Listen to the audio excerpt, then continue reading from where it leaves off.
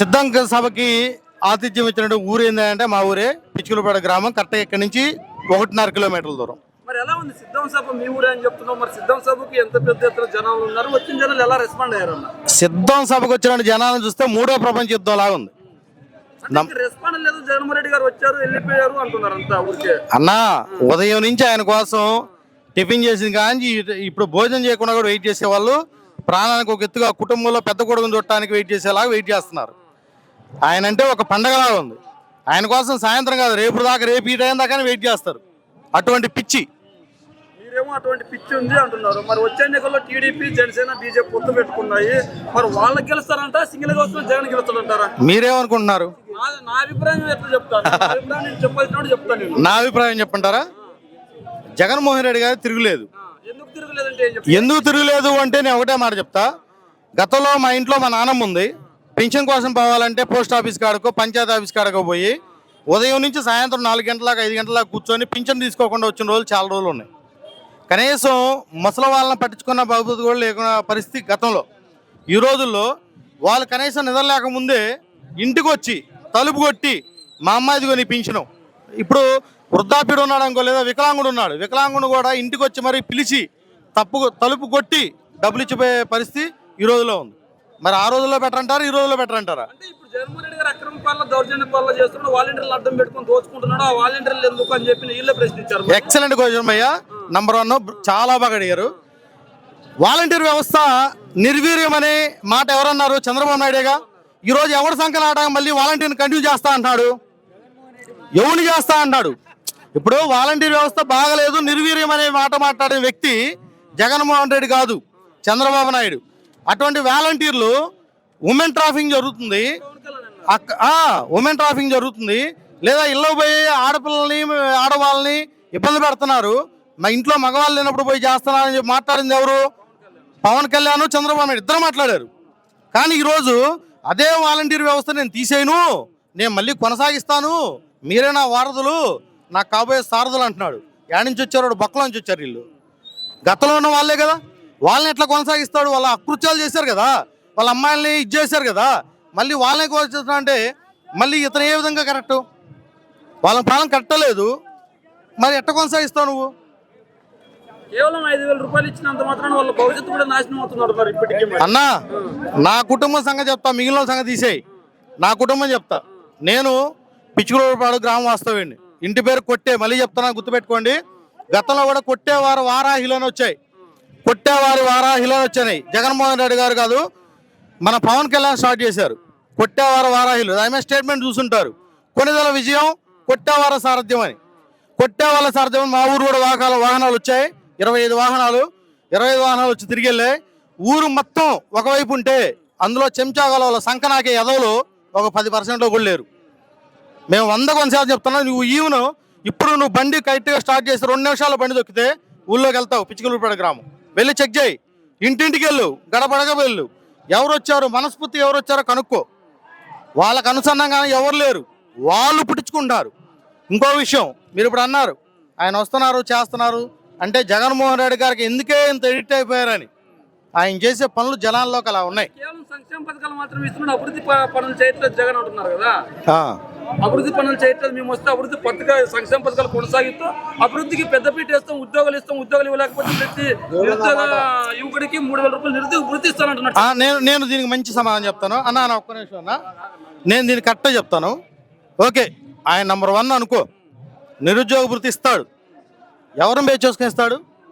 ఉద్యోగాలు తీసుకురాకపోతే నిరుద్యోగ వృత్తి ఇవ్వాలి. ఉద్యోగాలు తీసుకురాడుగా, తీసుకురాకపోతే ఇస్తా అంటున్నాడు. తేలని నిర్మోహమానంగా ఒప్పుకుంటున్నాడు. First point. ఇప్పుడు పిచ్చుకులపాడు అనే గ్రామం సిద్ధానికి వేదికైన గ్రామం. ఒకప్పుడు కరువు పీడ ప్రాంతం.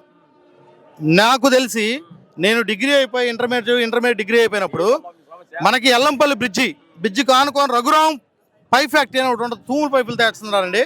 ఆ పైప్ ఫ్యాక్టరీలో మా కుటుంబ పాది, నేను మా నాన్న, అప్పుడు ఆ తమ్ముళ్ళు చిన్నవాళ్ళు, మేము డే అండ్ నైట్, మా నాన్న ఒక షిఫ్ట్ వెళ్తే నేను ఒక షిఫ్ట్ 2 పూట్ల పైపుల ఫ్యాక్టరీలో పనిచేసా.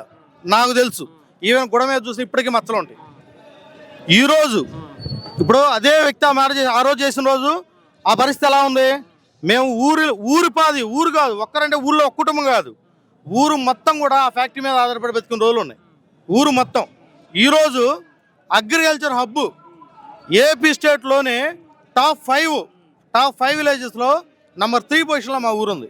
పిచ్చుకులూరుపాడు గ్రామం మా ఊరు.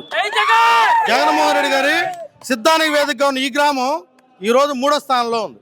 ఈరోజు ఏ రైతు కూడా ఏ వ్యక్తి కూడా వేరే వాళ్ళ కింద పని చేయట్లేదు. మీరేమో జగనన్న పరిపాలన గురించి గొప్పగా చెప్తున్నారు. సొంత చెల్లె చెప్పట్లేదు కదా. జగన్మోహన్ రెడ్డి అన్యాయం చేశారు, ప్రత్యేక హోదా తీసుకోవడం ప్రత్యేక రైల్వే జోన్ లేదు, మన రాష్ట్రానికి అన్యాయం చేసింది బీజేపీ కొమ్ము కాస్తున్నాడు జగన్. మళ్ళీ అధికారంలో కాంగ్రెస్ కనుక వస్తే మంచి పరిపాలన. ఓకే అన్నా చాలా మంచి క్వశ్చన్ అన్న. ఇప్పుడు 5 వేలు అన్నా, ఇది నా చెయ్యే నా చేతికున్న 5 వేలు సమానంగా ఉన్నాయా? ఒక తల్లికి మీరే ఉంటారు, మీ కుటుంబంలో అన్నదమ్ములు అక్క పిల్లలు ఉంటారు.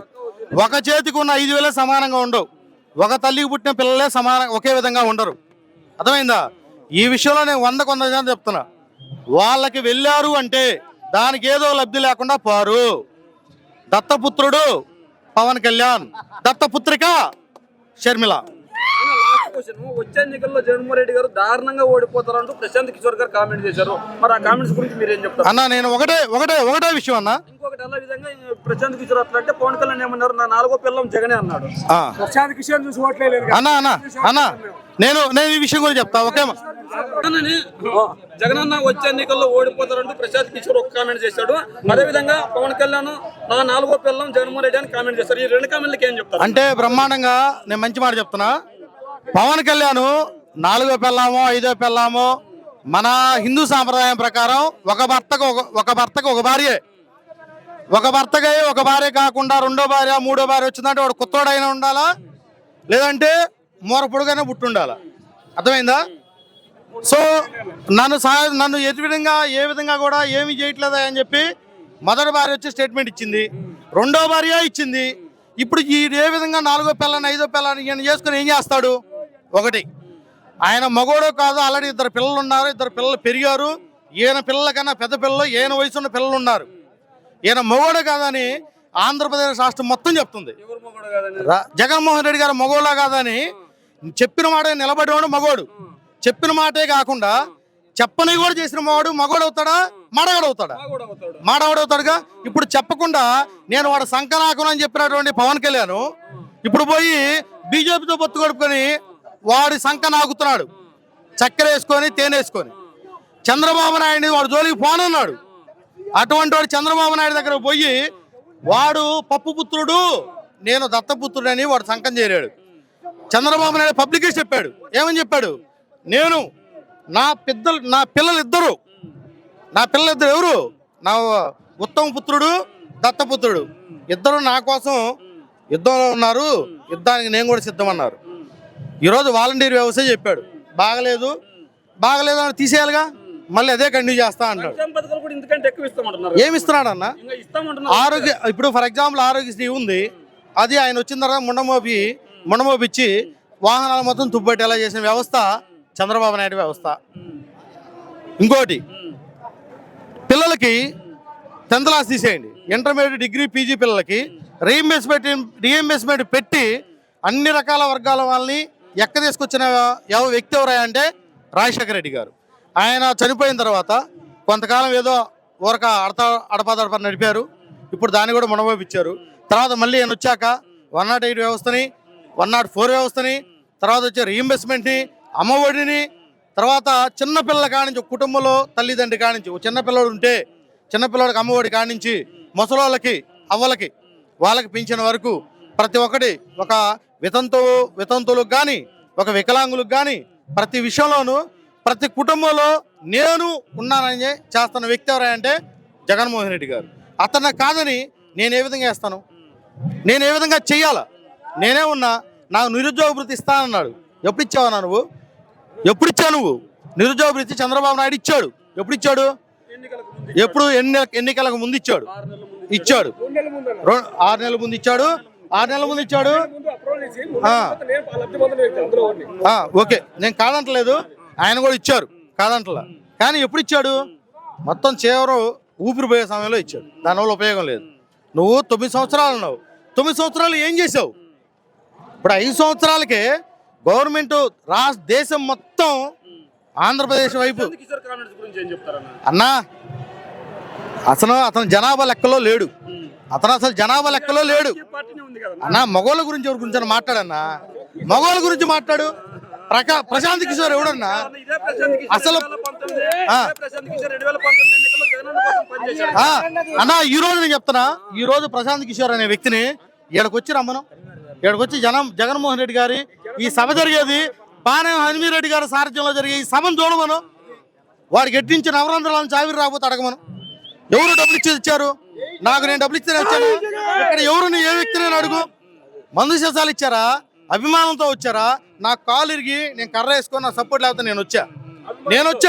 నేను ప్రైవేట్ ఇచ్చారు. ఇంత అంటే స్కూల్లో ప్రైవేట్ టీచర్ గా పనిచేస్తూ కాలు ఎరిగింది కర్ర పట్టుకుని వచ్చారని చెప్తున్నారు. ఇంత అభిమానం ఎందుకు అన్నా? నేను పోతే నా కుటుంబాన్ని సాయం చేయని జగన్మోహన్ రెడ్డి గారు ఉన్నారు. నాకు నమ్మకం అన్నా, అంతే. అది నా నమ్మకం. ఎవరిస్తాడన్నా? చంద్రబాబు అయినా నమ్ముకొని నేను ఉన్నా. నేను గతంలో నేను చెప్తున్నా ఏమనండి, గతంలో ఇక్కడ చెంచాగాడు చేశాడు. ఎవరు? గొట్టిపాటి రవికుమార్ టీడీపీలో వైసీపీలో గెలిచి వీళ్ళందరూ మటగుడిపిచ్చి టీడీపీలో పోయాడు. ఏందన్నా? ఏంది గెలిచేది? ఎట్ట మాట్లాడతా? నీ గతంలో నేను మళ్ళీ చెప్తా విను. గతంలో 2 సార్లు కర్ణం వెంకటేష్ గారి మీద, కర్ణం బలరాం కృష్ణ గారి మీద, తర్వాత వచ్చేవాడికి మొన్న వచ్చినడికి బాజం కృష్ణ చైతన్య మీద, కృష్ణ చైతన్య కాదు వాళ్ళ నాన్నగారి మీద, ఘాటే గారి మీద 3 సార్లు గెలిచాడు. 3 సార్లు ఎలా గెలిచారు? వెనకమాలుండి పెద్ద ఆయన సపోర్ట్ ఇస్తే నేనుండానా నీకు దిగంటే ఎవరన్నా దిక్కుదేమో. వాళ్ళ మామను చంపితేనే ఇది లేదు ఈ రోజుకి. వాళ్ళ సొంత మామనే అన్ని విధాలు ఉన్నా కూడా ఏం మాట్లాడాలని ఎవరు మాట్లాడట్లా. జగన్ గెలుస్తాడైతే ఇంకా అన్నా 100 చెప్తున్నాను అన్నా. 170 నేను ఒక్క మాట అన్నా, ఒక్క నిమిషం. 175 నేను చెప్పను. ఖచ్చితంగా ఎంతమంది ఎదవలు కలిసి వచ్చినా గవర్నమెంట్ ఫామ్ అయ్యేది జగన్మోహన్ రెడ్డి గారే.